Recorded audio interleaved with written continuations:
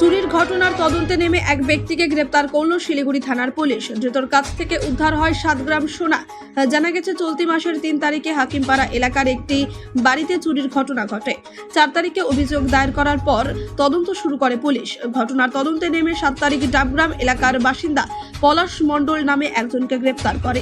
তাকে আদালতে তুলে রিমান্ডে নিয়ে জানতে পারে যে ব্যক্তি ক্ষুদিরাম পল্লীর এক সোনার দোকানে কর্মচারীকে 7 গ্রাম সোনা গলাতে দিয়েছিল। এরপরই পুলিশ তদন্তে নেমে সঞ্জীব সূত্রধর নামে সোনার দোকানের ওই কর্মীকে গ্রেপ্তার করে।